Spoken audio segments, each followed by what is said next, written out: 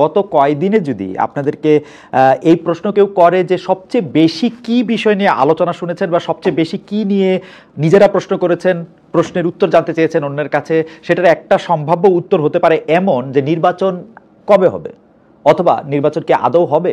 এখন নির্বাচন কবে হবে এই প্রশ্নটা যে সবার মনে বা তার চেয়েও এক ধাপ এগিয়ে গিয়ে বা পিছিয়ে গিয়ে নির্বাচন কি আদৌ হবে এই প্রশ্নটা যে সামনে এসেছে তার একটা বড় কারণ হচ্ছে নির্বাচনের একটা সম্ভাব্য ডেট আমরা চাচ্ছিলাম বা কেউ কেউ চাচ্ছিলেন, আবার কেউ কেউ চাচ্ছিলেন না। কারো কারো মুখে এরকম শুনছিলাম যে ডক্টর মোহাম্মদ ইউনূস সরকার আরো 5 বছরই থাকেন। অবশ্যই কারো কারোটা কে কে এমন গুরুত্বপূর্ণ যাতে মনে হইলো যে ডক্টর মোহাম্মদ ইউনূস 5 বছর থাকতে চান সেটা কিন্তু আসলে পরিষ্কার না। কারণ হইলো এরকম যে ডক্টর মোহাম্মদ ইউনূস কিন্তু বলেন নাই যে তিনি 5 বছর থাকবেন, তার অ্যাডভাইজাররাও কেউ বলেন নাই বা অন্য কেউ বলেন নাই, কিন্তু একটা ধোঁয়াশা সৃষ্টি করে রাখা হয়েছিল। সেই ধোঁয়াশাটা ছিল এরকম, আগামী এই বছরের ডিসেম্বর থেকে আগামী বছর জুনের মধ্যে নির্বাচন হবে। সেই ডিসেম্বর টু জুন এর মধ্যে থেকে আবার একটা বিএনপির হুঙ্কার আসলো। বিএনপি বলল যে না, ডিসেম্বরের মধ্যেই নির্বাচন হইতে হবে এবং ডিসেম্বরে নির্বাচন হবে। এই পর্যায়ে অবশ্য এই হুঙ্কারটা আসছিল হচ্ছে ডক্টর মোহাম্মদ ইউনূস একটা ভাষণ দিলেন জাতির উদ্দেশ্যে ভাষণ দিয়ে তিনি বললেন যে এপ্রিল মাসের প্রথম ভাগে নির্বাচন হবে। সেইটা বিএনপি প্রত্যাখ্যান করলো। বিএনপি প্রত্যাখ্যান করে বলল যে না, ডিসেম্বরে ইলেকশন হবে, ডিসেম্বরে ইলেকশন হতেই হবে বা ডিসেম্বরে ইলেকশন হবে। এর মধ্যে অনেক রকম জল্পনা কল্পনা, না হলে কি হবে, বিএনপি সর্বাত্মক আন্দোলনে যাবে কিনা, সর্বাত্মক আন্দোলনে সে কাকে পাশে পাবে, জামাত সে সময় কি করবে। জামাত লন্ডনে গিয়ে তারেক সাহেব এবং খালেদা জিয়ার সাথে দেখা করার পরে ফিরে এসে জামাতের আমির বলছিলেন যে ইলেকশন ফেব্রুয়ারিতে হইতে পারে, পরে আবার তিনি বলছেন যে এপ্রিলেও হইতে পারে। মানে ডিসেম্বরের এই হুঙ্কার পাওয়ার পর আমরা দেখলাম যে ডক্টর মোহাম্মদ ইউনূস লন্ডনে যাচ্ছেন কেন এই প্রশ্নের উত্তরে নানা রকম কথা শুনতে শুনতে লন্ডনের ব্রিটিশ প্রধানমন্ত্রীর সঙ্গে দেখা করা, রাজার থেকে পুরস্কার নেওয়ার পাশাপাশি ফ্লাইট যে সময় একদম ঠিকঠাক হয়েছে তখন শুনলাম যে তারেক সাহেবের সাথেও তার একটা বৈঠক হবে। তারেক সাহেবের সাথে বৈঠক হবে, খুবই ইন্টারেস্টিং। সেই বৈঠক হওয়ার সময় বা বৈঠক হওয়ার আগে পরে অনেক ধরনের কিছু বাতাসে ভাসতেছিল। এর মধ্যে একটা তো ছিল যে বিএনপি চাচ্ছিল, যে আমি একটু ব্যাকগ্রাউন্ড বলি তাই না, বিএনপি চাইতেছিল যে ভাই আপনাদের উপদেষ্টা পরিষদের মধ্যে অন্তত 3 জনকে আপনাদেরকে সরাইতে হবে। ডক্টর মোহাম্মদ ইউনূসের কাছে তাদের এটা জোর দাবি ছিল, এক ধরনের হুমকি ছিল, ধমকি ছিল। সেই 3 জন উপদেষ্টার মধ্যে 2 জন ছাত্র উপদেষ্টা জনাব মাহফুজ এবং জনাব আসিফ মোহাম্মদ সজীব ভুঁইয়া এবং একজন নিরাপত্তা উপদেষ্টা জনাব খলিলুর রহমান, এদের 3 জনকে অপসারণ করতে হবে। দেখা গেল যে বিএনপির সাথে প্রথম যখন ডক্টর মোহাম্মদ ইউনূস বৈঠক করছেন ঢাকায়, তখন তিনি পাশে রেখেছেন আসিফ মোহাম্মদ সজীব ভুঁইয়াকে। ইন্টারেস্টিং। এরপরে যখন আমরা আবার দেখতে পেলাম যে তিনি লন্ডনে গেছেন, লন্ডনে যাওয়ার পরে তার সাথে বৈঠকে যিনি থাকলেন তিনি হচ্ছেন আরেক উপদেষ্টা যার অপসারণ দাবি করতেছিল সেই খলিলুর রহমান। কিন্তু বৈঠকটা হইলো আবার খুব আন্তরিক পরিবেশে, খুব জোরে, মানে খুব খুব খুব উষ্ণ করমর্দনের মধ্যে দিয়ে সেই বৈঠকের শুরু। আবহাওয়া কত ভালো, কি করলে আবহাওয়া আরো ভালো হতে পারে সেই সবেরটা আমরা একটু শুনলাম। পরে বাইরে এসে একটা যৌথ বিবৃতি পাইলাম। সেই যৌথ বিবৃতি নিয়ে আবার যৌথ বিবৃতিতে বলা হলো যে হ্যাঁ সবকিছু ঠিকঠাক থাকলে 3টা জিনিসের কথা বলা হলো, সংস্কার, বিচার, এগুলি ঠিকঠাক হলে সময় মতো নির্বাচন হইতে পারে, এমনকি সেটা ফেব্রুয়ারিতেও হইতে পারে। আর এই ঘোষণা আসার পর থেকে বিএনপি শিবিরে মোটামুটিভাবে একটা বিএনপির সাথে শিবিরটা যায়, আচ্ছা যাই হোক, বিএনপি মহলে খুবই এরকম একটা ভাব শুরু হলো যে বিএনপি নির্বাচনে জিতেই গেছে। আসলে বিএনপি অলরেডি পাওয়ারে চলে আসছে, সবার মধ্যে একটা খুব আনন্দ ভাব, উনাদের উঁচা গলা কিছুটা মিহি হয়ে আসলো।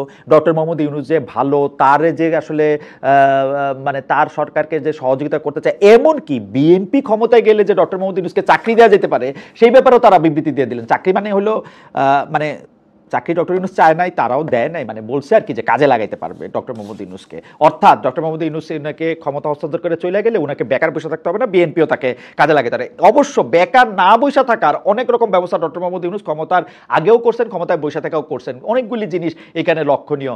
কেউ এগুলির দুষ্ট লোকেরা, আমার মতো দুষ্ট লোকেরা কেউ বলতেছেন যে এর মধ্যে কনফ্লিক্ট অফ ইন্টারেস্টের গন্ধ আছে, শেখ হাসিনা সরকারের গন্ধ আছে, যেমন নিজের নামে নিজের মামলাগুলি বাতিল করে দেওয়া, তারপর হচ্ছে নিজের কর মকুফ করে দেওয়া, তারপরে হচ্ছে আইন কানুনে যেগুলি মামলা আছে সেই মামলাগুলি তুলে নেওয়া, গ্রামীণের নামে ইউনিভার্সিটি দেওয়া, গ্রামীণের যে কি বলে জানি একটা এটাকে কি বলে, পেপালের মতো একটা সার্ভিস চালু করা, এগুলি চলতেছে। তো কেউ বলতেছেন যে ডক্টর মোহাম্মদ ইউনূস তার পরবর্তী জীবনে উনি কি করবেন মোটামুটি ঠিক করে রাখছে। এর মধ্যে আবার বিএনপিও আইসা বলছে যে ওনাকে কাজে লাগাইতে পারে, কিন্তু বিএনপির এই যৌথ বিবৃতি আবার জামায়াত পছন্দ করে নাই। আমি ব্যাকগ্রাউন্ডটা একটু লম্বা যেতেছে, তারপর একটু বলি। জামায়াত আবার পছন্দ করে না। জামায়াত যে পছন্দ করে না এটা বোঝা গেল কেমনে, এই যে কিছুক্ষণ পর আলাপ করবো যে জাতীয় ঐক্যমত্য কমিশন, সেই জাতীয় ঐক্যমত্য কমিশনের মধ্যে তাদের যাওয়ার কথা ছিল, ওনারা যান নাই। ওনারা বলছেন যে আমাদের এটা একটা প্রতীকী প্রতিবাদ, কারণ এই প্রতীকী প্রতিবাদ হচ্ছে তারা বৈঠক করেন ঠিক আছে, কিন্তু যৌথ বিবৃতি কেমনে দিলেন? এখানে তো বিএনপি ছাড়াও পার্টি আছে, এখন তারা ভোটের হিসাবে বা বেশিবার ক্ষমতায় থাকার হিসাবে বড় পার্টি হইতে পারেন, কিন্তু গণতান্ত্রিক একটা আবহে যখন সব রাজনৈতিক দলগুলির সাথে একটা বৈঠক চলতেছে, আলোচনা চলতেছে, তখন অন্য রাজনৈতিক দলগুলি থেকে তো অস্বীকার করা যায় না। এই কথাটা কিন্তু ঠিক। আসলে যখন এরকম একটা আলোচনা চলতেছে তখন তো তাদেরকে অস্বীকার করা যায় না। জামায়াতের চইলা মানে প্রতীকী প্রতিবাদটাও ঠিক আছে। তো এই প্রতিবাদটারে মিনিমাইজ করার জন্য, মানে গোসা ভাঙানোর জন্য ডক্টর মোহাম্মদ ইউনূস ফোন করলেন জামাত ইসলামের আমির সাহেবকে ফোন করলেন। জামাত ইসলামের আমির সাহেবকে ফোন করার পরে জামাত ইসলামের আমির সাহেবের নির্দেশে বা তার কথায় জামাত ইসলামে আবার যোগ দিল রাজনৈতিক যে জাতীয় ঐক্যমত্য কমিশন, সেই ঐক্যমত্য কমিশনে জামাত এসে যোগ দিয়ে আবার আরেক কাহিনী করলো। মানে ওই উপস্থিত রাজনৈতিক দলগুলোর ওই ঐক্যমত্য কমিশনের সবার মধ্যে সিপিবি, গণফোরাম এবং এলডিপি নেতাদের কেউ বলতে থাকলেন যে জামায়াতকে সময় বেশি দেওয়া হয়েছে এবং জামায়াতের কথাই বেশি শোনা হইতেছে, অন্য দলকে কম সুযোগ দেওয়া হইতেছে। এইটার অবশ্য প্রতিবাদ জানাইতে গিয়া জামায়াতের নেতা আবার বললেন যে তাদের কয় পার্সেন্ট ভোট বা রিপ্রেজেন্টেশন আসে। এই কথাও কিন্তু আসলে ঠিক, কিন্তু রিপ্রেজেন্টেশন দিয়ে যদি বিচার করবেন তাহলে তো বিএনপি জামায়াত ছাড়া বাকিদের রিপ্রেজেন্টেশন কতটুকু আছে? বিএনপির তুলনাও কিন্তু জামায়াতের রিপ্রেজেন্টেশন অনেক কম, মানে সর্বশেষ ভোটের হিসাবে। পরে কি হবে তা জানি না, কারণ বাতাসে বহু রকমের জরিপ ভাসতেছে। এক রকমের জরিপে দেখা যাইতেছে যে বিএনপি ক্ষমতায় আইসা পড়ছে, যেটা আমি আগে কইছিলাম। আরেক রকমের জরিপ আছে এরকম যে 1991 সালে যেমন আওয়ামী লীগের লোকজন ভাবছিল তারা ক্ষমতায় চলেই আসছে, কেউ মন্ত্রিসভা গঠন করতে শুরু করছিল, কে কোন মন্ত্রণালয়ে পাবেন তা নিয়ে এক ধরনের ওতর চাপানো চলছিল।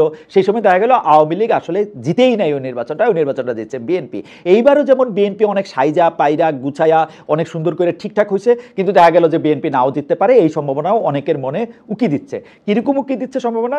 কেউ বলতেছেন যে জামাত 200 সিটের মতো জায়গায় জিতে যাবে, বিএনপি 100 সিটের বেশি পাবে না, ওরকম আর কি। তো সেইটা হলো জরিপের বিবেচনা না গিয়েও আমি বলতে পারি যে লন্ডন বৈঠকের পর বিএনপির লোকজনের মধ্যে, ওই কথা আমি ফিরে আসি, বিএনপির লোকজনের মধ্যে কিন্তু এরকম একটা ভাবসাব যে তারা আসলে পাওয়ারে চলে আসছে এবং ডক্টর মোহাম্মদ ইউনূসের সরকারকে তারা এখন একটা খুব সহযোগিতামূলক জায়গায় যাইতে চান, কারণ তার কাছে মনে হচ্ছে ডক্টর মোহাম্মদ ইউনূসও রেডি হইতেছেন কিভাবে কি কইরা তাদেরকে আসলে ক্ষমতা হস্তান্তর করা যায়। এদিকে চলতেছে হচ্ছে আরেক নাটক বড় মঞ্চে, যেটার কথা অল্প বিস্তরিত একটা কইছি, ওই নাটকটার কথা আমি একটু বলি।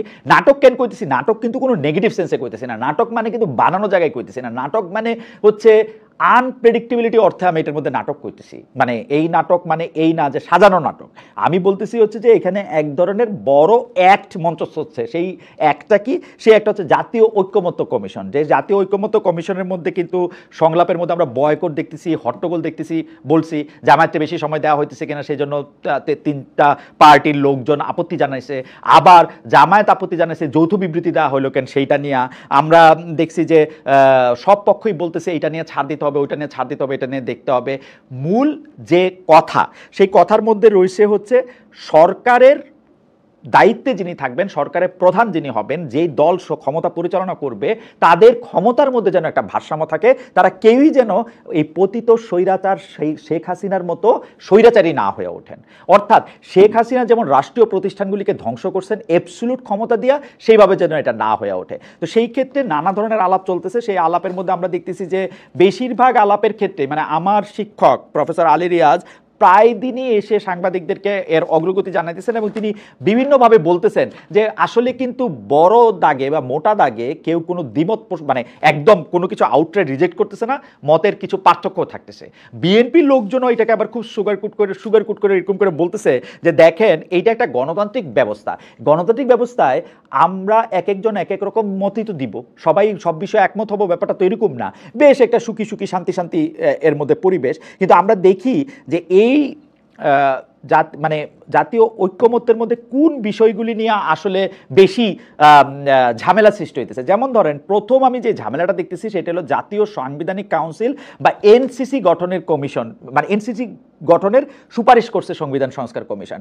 তো এই এই এই এই সুপারিশের মধ্যে কি আছে? এই সুপারিশের মধ্যে আছে বড় বড় চাকরিগুলি, মানে এটা ঠিক চাকরি না, এই বড় বড় পোস্টগুলি মানে চাকরি আসলে, প্রধান নির্বাচন কমিশনার, প্রতিরক্ষা বাহিনীর প্রধানগণ, অ্যাটর্নি জেনারেল সহ বিভিন্ন সাংবিধানিক প্রতিষ্ঠান ও কমিশনের প্রধান নিয়োগ দেবে এই কাউন্সিল। পাশাপাশি রাষ্ট্রপতি নিয়োগ নিয়ে আসলে কথা আছে, রাষ্ট্রপতি নিয়োগ নিয়ে আমি আলাদা করে কথা বলবো না। এখন আমাদের যে সংবিধান সংস্কার কমিশনে যা স্যাররা আছেন, স্যাররা বলতেছেন যে France, Cameroon, Nigeria, Ghana, Cambodia, Nepal, Sri Lanka, Kazakhstan সহ বিশ্বের অন্যান্য দেশে এরকম একটা কাউন্সিল আছে। তো এইটার পক্ষে রাজি কারা? এটার পক্ষে রাজি হলো এনসিপি, জামায়াত, গণসংহতি, তারা রাজি কেন? তারা এটার মধ্যে এরকম বলতে চায় যে বড় বড় পোস্টগুলিতে এই নিয়োগ প্রদান যদি এককভাবে প্রধানমন্ত্রীর কাছে না থাকে এবং প্রধানমন্ত্রীর একটা অলংকারিক দায়িত্বই যদি শুধুমাত্র রাষ্ট্রপতির সাথে আলোচনা করার ক্ষেত্রে না থাকে, এইসবের ক্ষেত্রে সেগুলিতে এক ধরনের ভারসাম্য প্রতিষ্ঠা করা সম্ভব হবে। বিএনপি এদিকে এটাতে খুব রাজি হইতেছে না। তারা বলতেছে যে এটা একটা অনির্বাচিত ব্যবস্থা, এত গুরুত্বপূর্ণ কাজের জন্য যদি এদেরকে নিয়োগ দেওয়ার ব্যবস্থা করা হয় তাইলে যেটা করা হবে সেইটা হলো মানে রাষ্ট্রের তো তিনটা ভাগের মধ্যে ভারসাম্য বজায় রাখার ব্যবস্থা, লেজিসলেটিভ মানে আইন প্রণয়ন বিভাগ বা যেটাকে আমরা আইন বিভাগ বলতেছি, বিচার বিভাগ বলতেছি এবং নির্বাহী বিভাগ, এই তিনটা বিভাগের মধ্যে তো ভারসাম্য আনার কথা। এতে করে আসলে নির্বাহী বিভাগকে খুব দুর্বল করে তোলা হবে এবং নির্বাহী বিভাগ খুব দুর্বল হলে রাষ্ট্র পরিচালনা বা রাষ্ট্রকে শাসন করা খুব দ্রুহ হয়ে যাবে। এটা হচ্ছে বিএনপির ভাষ্য। আমাদের আমরা ভালো মন্দ কিছু বলার আগে আমরা দেখি যে আর কি ব্যাপার নিয়ে একটু ঝামেলা থাকতেছে হচ্ছে আর দুইটা বড় ব্যাপার। একটা হচ্ছে রাষ্ট্রপতি নির্বাচন, অর্থাৎ রাষ্ট্রপতি নির্বাচন কেমনে হবে? রাষ্ট্রপতি নির্বাচন এতদিন পর্যন্ত হয়ে আসতে হচ্ছে 300+5 মানে 300 জন সরাসরি ভোটে নির্বাচিত এবং 50 জন সংরক্ষিত আসনের নারী সংসদ সদস্যরা ভোট দিয়ে একজন রাষ্ট্রপতি বানাতেন, একজন রাষ্ট্রপতি নির্বাচন করতেন বা কি করতেন, একটা রাষ্ট্রপতি পদে কাউরে নিয়োগ দিতেন। তো মূলত যারা বেশি ভোট পাবেন তাদের লোকিত রাষ্ট্রপতি হবে। সেই ব্যবস্থার মধ্যে একটু সমন্বয় আনার জন্য বলা হইতেছে যে একটা উচ্চকক্ষ এবং নিম্নকক্ষ করা হবে। উচ্চকক্ষ নিম্নকক্ষটা আবার একটু বলি, এই ফেডারেল কাঠামোতে আমাদের হাউস হচ্ছে একটা, মানে মানে মানে মানে আমাদের সংসদ হচ্ছে একটাই, মানে যেটা হচ্ছে যে যদি বিলাতের সাথে আপনি তুলনা দেন তাহলে আপনি হাউস অফ কমন্স বলতে পারেন, অর্থাৎ সরাসরি ভোটে নির্বাচিত কিছু সংসদ সদস্য। এইবার কিন্তু প্রস্তাব করা হইতেছে যে একটা উচ্চকক্ষ রাখার জন্য, অর্থাৎ আপার হাউস জিনিসটা কি? ধরেন যারা সমাজের বিশিষ্ট ব্যক্তিবর্গ কিন্তু কোনোদিন ভোটে জিতে আসবেন না, কিন্তু যাদের মেধা, প্রজ্ঞা, বুদ্ধিমত্তা আমরা কাজে লাগাইতে চাই, তাদেরকে আমরা ওই জায়গার মধ্যে রাখবো। তারা একটা উচ্চকক্ষ গঠিত করবেন যেটা হাউস অফ লর্ডস, ওই মানে বিলাতে যেটা হাউস অফ লর্ডস, ধরেন ওরা আরো 100 জন, তাইলে 100 জন নারী সংরক্ষিত আসনের ব্যাপারে মোটামুটি সব দলগুলি মোটামুটিভাবে একমত হয়েছে এটা বলা যায়। তাহলে 100 নারী সংসদ সদস্য, 100 উচ্চকক্ষের সদস্য, 300 হচ্ছে সাধারণ সংসদ সদস্য, এই মোট 500 সদস্যের ভোটে তাদের নির্বাচিত হওয়ার কথা একটা প্রস্তাবে আছে। আরেকজন প্রস্তাব দিচ্ছেন বা আরও কেউ প্রস্তাব দিচ্ছেন যে না, এইটা আরেকটু বিস্তৃত করা দরকার, এমনকি স্থানীয় সরকার পর্যায়ে ইউনিয়ন পরিষদের মেম্বাররাও রাষ্ট্রপতি নির্বাচনে আসলে ভোট দিতে পারবেন, তাহলে এটা পরিপূর্ণ ব্যালেন্স হবে। বিএনপি এই প্রস্তাবের ক্ষেত্রে বা জামায়াত বা অন্যান্য গুরুত্বপূর্ণ দলগুলো এই প্রস্তাবের ক্ষেত্রে তাদের নানা রকম মতামত দিচ্ছে। এটা কোন জায়গায় এসে দাঁড়ায় এটা দেখি।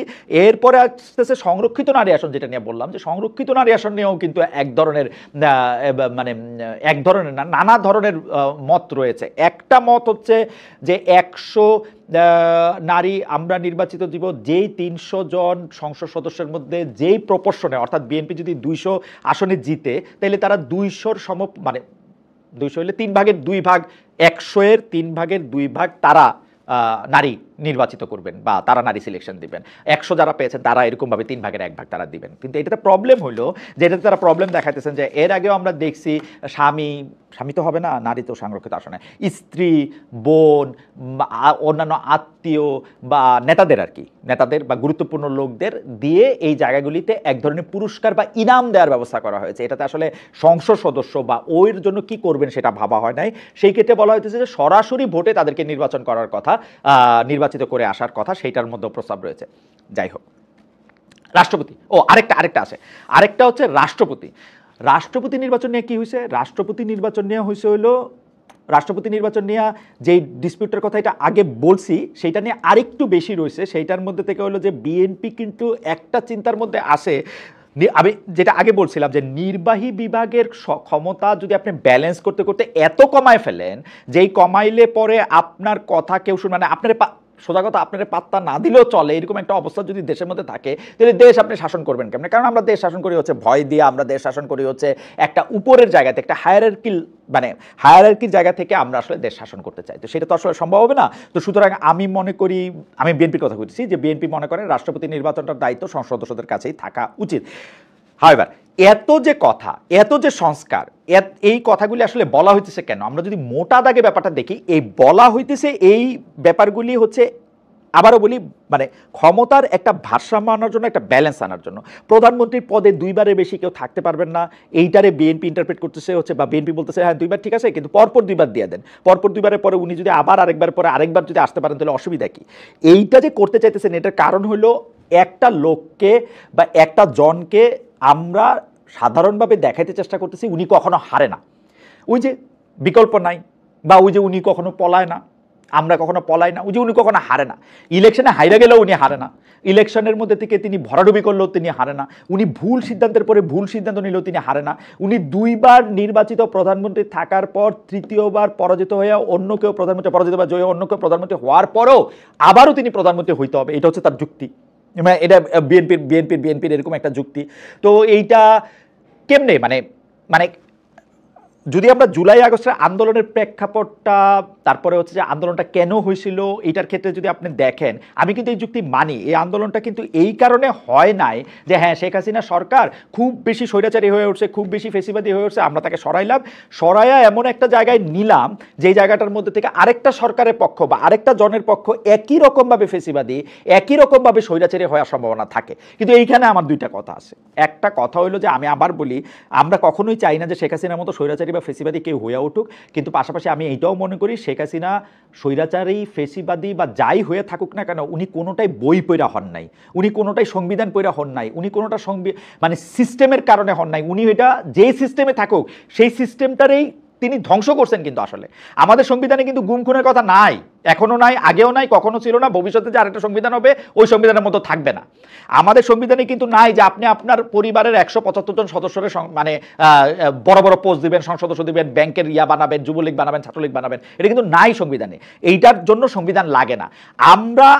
আমি যেটা বলতে চাই সেটা হচ্ছে যে জনগণের ম্যান্ডেটটা দিয়া যে ক্ষমতায় আসবে তার উপরে এই প্রেশারটা কেমনে ক্রিয়েট করা যায়, এটাকে এইসব কাগজ কলম দিয়া রাষ্ট্রপতির ক্ষমতা বাড়াইয়া একটা নতুন, এই কাউন্সিলের নাম কি, জাতীয় সাংবিধানিক কাউন্সিল করা, আমি কিন্তু এটার সাথে দ্বিমত পোষণ করি। এর কোনোটা করে কিছু হবে না ভাই।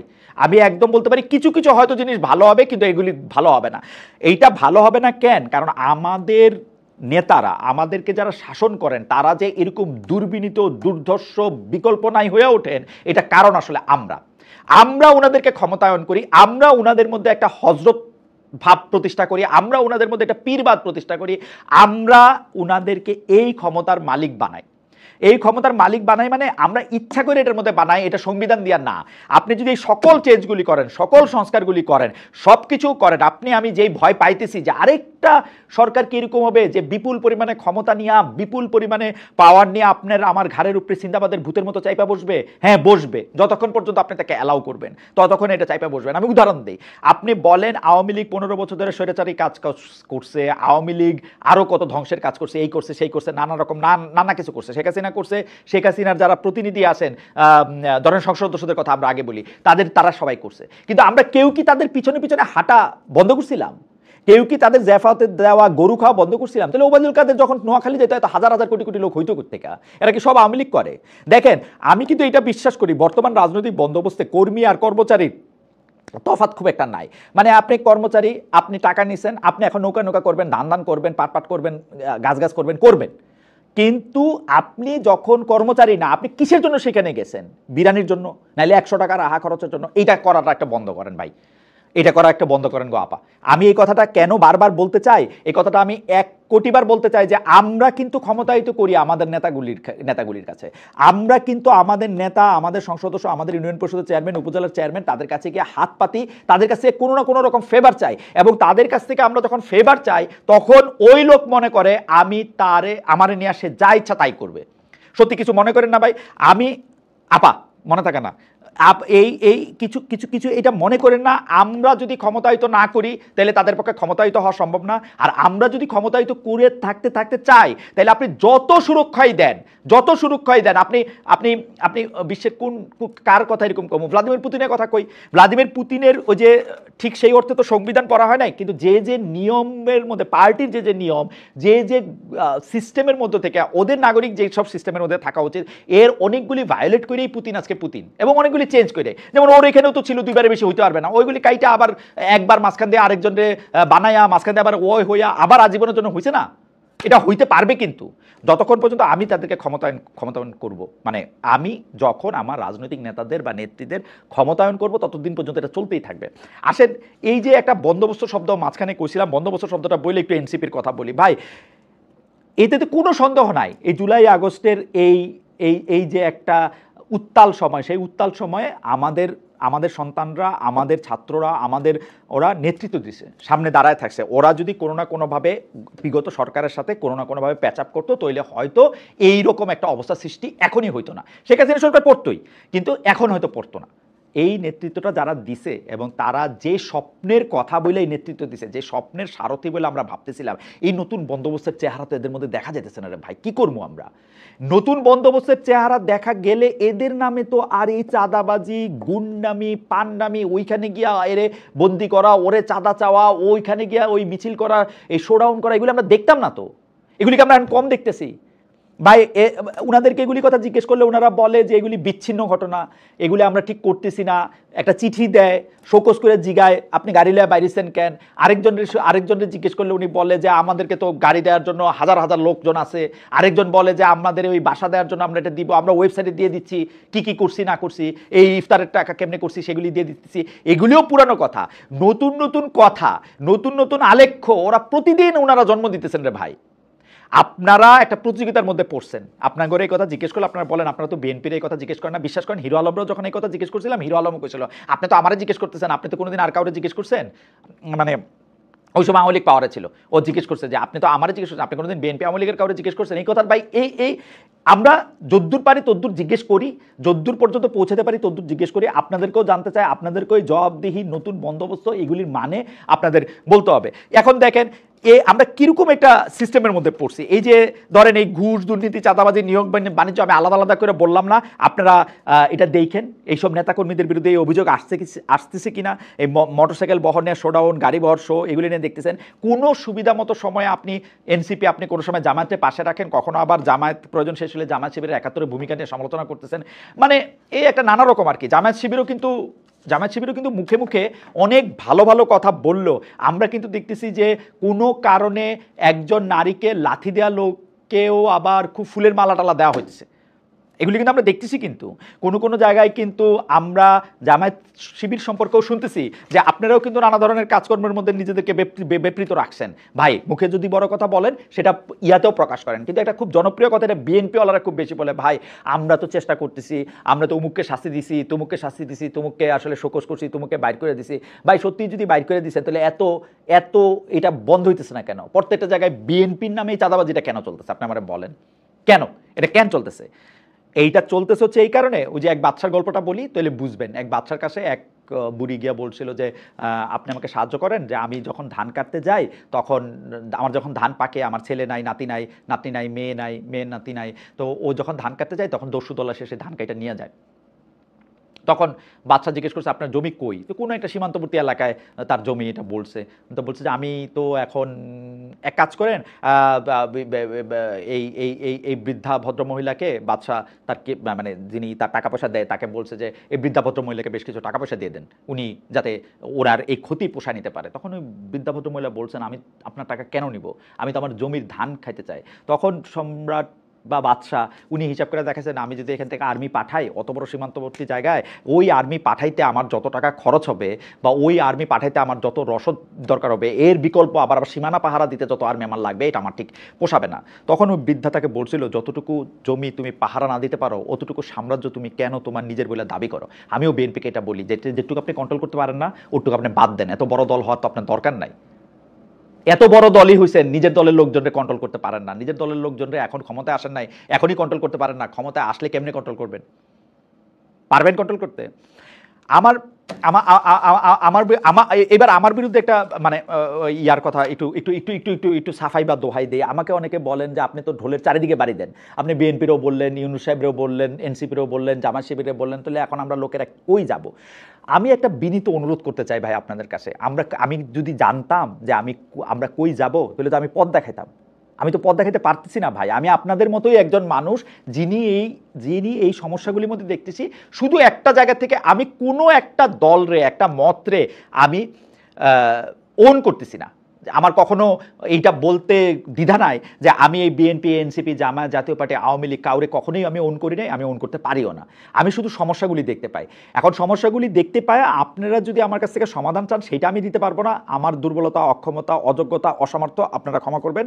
আমি শুধু আবারও এমফাসাইজ করতে চাই যে যখন এইবার নির্বাচন আসবে, একটা উৎসব মুখর পরিবেশে যখন আমরা সবাই ভোট দিতে যাব, তখন যেন এইটা মাথায় রাখি, আমার ভোটটা দেওয়ার সময় যেন আমি এটা না চিন্তা করি যে আমি যদি এখন অমুককে ভোট না দিই তাহলে আমার ভোটটা পচে যাবে, আমি যদি অমুককে ভোট দেই তাহলে সে ক্ষমতায় আসবে, তাইলে আমার শত্রুকে সাইজ করতে আমার পছন্দ সুবিধা হবে, ও ক্ষমতায় আসলে ওর চাচাতো ভাইয়ের, তালাতো ভাইয়ের, দুলা ভাই হচ্ছে আমার বন্ধু, সেজন্য আমার একটা কাজ হবে।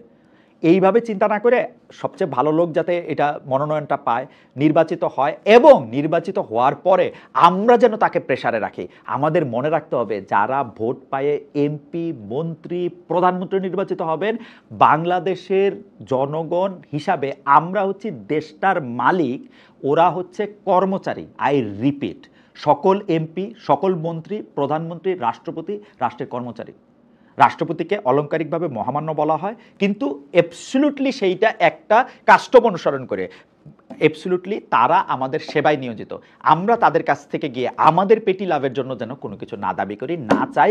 দেড়শো দিয়ে জেফত খাওয়াইলে আমরা যেন খুশি না হয়ে যাই। এগুলি কিন্তু ফাঁদ ভাই, এবং এই ফাঁদটার কারণেই তারা শক্তিশালী হবে, তারা আমাদের উপরে চাপায় পড়বে, এবং তারা আমাদেরকে যা দিবে আপনি মনে রাখবেন তার চেয়ে বহুগুণ তারা কিন্তু আদায় করে নেবে।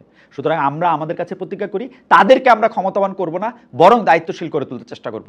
কর্মচারীরা কিরকম কাজ করতেছে খেয়াল করবেন, কিন্তু সবসময় নজর রাখবেন, তাদেরকে বস হইতে দিবেন না। তারা কিন্তু আমাদের কর্মকর্তা না, তারা আমাদের কর্মচারী, আমাদের সেবায় নিয়োজিত। আপনাদের অনেক অনেক ধন্যবাদ।